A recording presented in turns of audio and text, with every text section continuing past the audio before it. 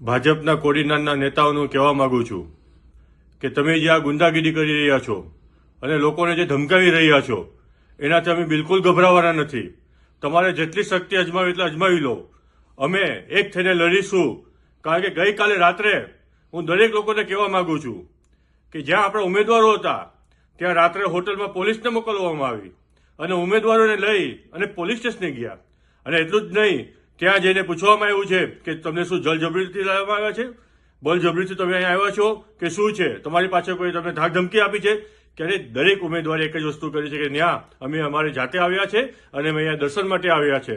ત્યારે હું ભાજપના નેતાને કહેવા માંગુ છું કે આખી રાત્રે 3-4 વાગ્યા સુધી તમે અમારા લોકોને હેરાન કર્યા, પરેશાન કર્યા અને કંઈ નહીં ચાલ્યું. તો તમે રાત્રે મનોજભાઈ મોદીને ત્યાંથી લઈ અને અત્યારે ગીર સોમનાથ પોલીસ સ્ટેશને તમે લઈ જાઓ છો.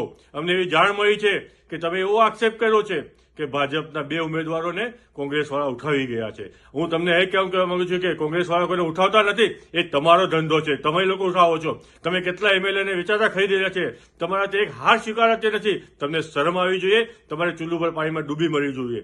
આથી હું તમને દરેક લોકોને કહેવા માંગુ છું કે આના વિરોધમાં આપણે સૌ સાથે મળી અને સંઘર્ષ કરીએ અને ગાંધી ચિંધ્યા માર્ગે આંદોલન કરીએ. આને જો આપણે મનોજભાઈ મોદીને છોડવામાં જો નહીં આવશે તો અતિથી અતિ ઉગ્ર આંદોલન કરવામાં આવશે.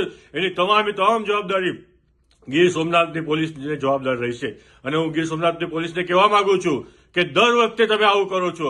અત્યાર સુધીના દરેક ઇલેક્શનમાં તમે ખોટી રીતના કોઈ ઉપર કેસ કરો છો, કોઈને હેરાન કરો છો, પરેશાન કરો છો.